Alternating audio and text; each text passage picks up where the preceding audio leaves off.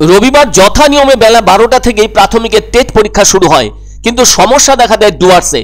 পর্যাপ্ত বাসের ব্যবস্থা না থাকায় পরীক্ষার্থীরা নির্দিষ্ট সময়ে পৌঁছতে পারলেন না পরীক্ষা কেন্দ্রে, ফলে সেক্ষেত্রে উত্তেজনা দেখা দেয়। এদিকে এদিন সমস্ত পরীক্ষার্থীদেরকে বেলা 11টার সময় পরীক্ষা কেন্দ্রে প্রবেশ করতে হবে জানানো হয়েছিল, যার ফলে ডুয়ার্সের দিক থেকে বাস না থাকায় সময় মতো পৌঁছতে না পারায় বিরাট সমস্যায় পড়েন অনেক আশা নিয়ে আসা পরীক্ষার্থীরা।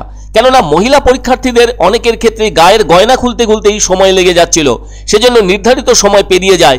যারা এদিন পরীক্ষা কেন্দ্রের দায়িত্বে রয়েছেন তারা নিয়মটুকু দারুণভাবে ফলো করায় যথেষ্ট বিপদে পড়েন সামান্য দেরিতে আসা পরীক্ষার্থীরা। পরীক্ষার্থীদের অনেকেরই বক্তব্য, বানারহাট থেকে বাস পাল্টে পাল্টে জলপাইগুড়ি শহরে আসতে 11টা বেজে যাওয়ায় পরীক্ষা কেন্দ্রে প্রবেশ করতে দিলেন না ওই কেন্দ্রের দায়িত্বে থাকা কর্মীরা। এর ফলে যথেষ্ট উত্তেজনা দেখা দেয়।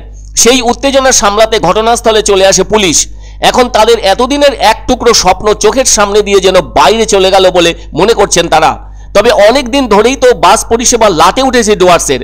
আগে যে পরিমাণ বাস চলতো, বর্তমানে সেই বাস পরিষেবার দিকটি তলানিতে এসে ঠেকেছে। নিত্যযাত্রী থেকে সাধারণ যাত্রী সকলেরই বাস সমস্যার বিষয়টি জানা আছে, কেননা যা প্রতিদিন গ্যাপে গ্যাপে চলে সেটা সরকারি বাস, আর প্রাইভেট বড় বা ছোট বাস সহ অন্যান্য গাড়ির সংখ্যা একদমই তলানিতে গেছে। ফলে প্রতিদিনকার হিসেবে দুর্ভোগ কম নেই বাস যাত্রীদের। আর তার উপর এদিন গুরুত্বপূর্ণ টেট পরীক্ষা, ফলে পরীক্ষার্থীদেরকে তো বাস নির্ভর হয়েই এদিন পরীক্ষা কেন্দ্রে ঠিক সময়ে প্রবেশ করতে হবে।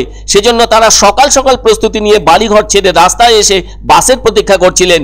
কিন্তু কয়েকখানা বাস আসলেও তাতে সকলের স্থান সংকুলান না হওয়ায় পরের বাসের জন্য অপেক্ষা করতে হয় তাদের। আর সেটা করতে গিয়ে বিপাকে পড়েন বেশ কিছু টেট পরীক্ষার্থী। এর দায় তো কোনোভাবেই পরীক্ষার্থীদের নয় বলে অনেকের অভিমত, অথচ সকলেই জানেন আর প্রশাসনও জানে ডুয়ার্স তো কলকাতা নয় যে মেট্রো বা ইলেকট্রিক লোকাল ট্রেন ধরেই চলে যাওয়া সম্ভব হবে নির্দিষ্ট সময়ে পরীক্ষা কেন্দ্রে। ফলে তারা সমস্যায় যে পড়বেন সেটাই স্বাভাবিক। তাছাড়া যাদের পক্ষে আর্থিক সুবিধে কিছুটা আছে তাদের পক্ষে প্রাইভেট গাড়ি ভাড়া করে সময় মতো পরীক্ষার হলে পৌঁছে যাওয়া সম্ভব হয়েছে, সেটা আর সকলের পক্ষে তো সম্ভব নয়।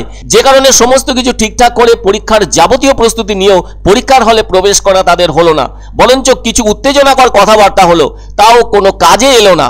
বলা যায় একরকম তীরে এসে তরি ডুবলো তাদের। এর জন্য সম্পূর্ণ দায় পরীক্ষার্থীদের ঘাড়ে চাপিয়ে দেওয়া যথাযথ নয় বলে অনেকের অভিমত।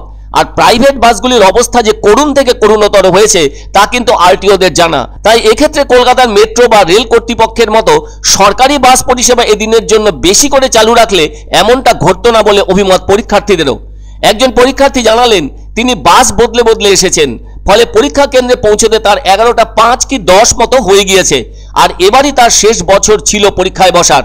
এক মহিলা পরীক্ষার্থীও জানালেন তার গা থেকে গয়না খুলতে 11টা পার হওয়ায় তাকে প্রবেশ করতে দেওয়া হয়নি। রিপোর্টিং টাইম ছিল পরীক্ষা 12টা থেকে তার 2 ঘন্টা আগে, কিন্তু তার মানে এরকম এখানে কোনো মেনশন নেই যে 11টার পরে আসলে ঢোকা যাবে না। আমরা 11টার মধ্যে এসেছি, কেউ 11টা 5-এ এসছে, হয়তো অনেক দূর থেকে এসেছি আমরা, বাস 2-3 বার ভেঙে, ন্যাচারালি একটু দেরি হয়েছে। বানারহাট থেকে এসেছি, কিছু তো বলছে না, বারবার তো রিকোয়েস্ট করা হচ্ছে পরীক্ষাটা দিতে পারি যাতে, এবারই লাস্ট সুযোগ আমার।